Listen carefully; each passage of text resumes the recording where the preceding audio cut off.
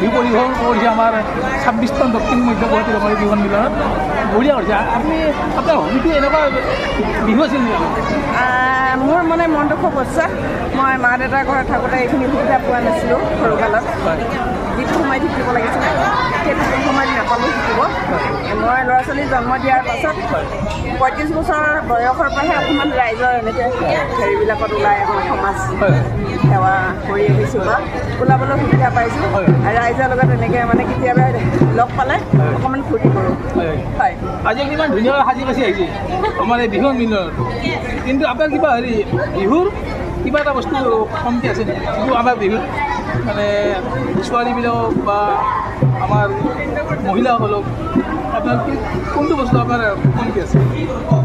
মানে কি আৰু আজিকালি বিহু বুলি ক'লে যেনেকৈ এই প্ৰদৰ্শনীৰ নিচিনা হৈ গ'ল। আমি আগতে গছ তলত বিহু কৰোঁ, ৰাতি কৰোঁ, পথাৰত কৰোঁ, তেনেকুৱা কিছুমান পৰিৱৰ্তন হৈছে আৰু সেইখিনিয়ে আমাৰ কম বেছি নিচিনা লাগে। আৰু আজিকালি আধুনিক যুগ হিচাপে যেতিয়া নেকি মঞ্চলৈ আহিলে বিহুখন, সেই হেতুকে কিছুমান এৰা ধৰা কৰি চলিবলগীয়া হৈছে। হয়, আমি আগৰ গোটেই বিচাৰিলে নেপাওঁ।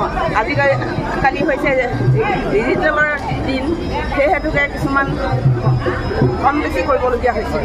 হয়,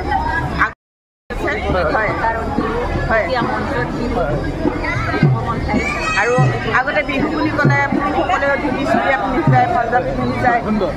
সেই হেতুকে আজিকালি মানে লং পেণ্ট বা শ্বৰ্ট তেনেকৈ পিন্ধি আহে। সেই হেতুকে আমাৰ সেইটোৱে কম বেছি হৈছে আৰু ছোৱালীসকলেও এতিয়া হেৰি সংস্কৃতিটো ৰক্ষা কৰি বিহুখন যেন সদায় এনেকৈয়ে থাকক, মানে কমি নাযাওক, বেছি হয়, অলপ উন্নত হওক আৰু উন্নত হৈ গৈ থাকক, আমি তাকে কামনা কৰিছোঁ। আজি বিহুখন গৈ পিনি আমাৰ বিশ্বৰ আগত কৰিবলৈ সক্ষম হৈছে। সেই হেতুকে আমি বহুত সুখী, বহুত আনন্দিত হৈছোঁ। হয়, গৌৰৱ অনুভৱ কৰোঁ। তাকে আমি কৈ মোৰ ফালৰ পৰা সামৰণি মাৰিছোঁ। এতিয়া আপুনি ঢোল বাজন কৰি পাইছে? ঢোল বাজন কৰি পোৱা নাই, মই নেগেৰা বজাওঁ নামত। হয়, ধন্যবাদ।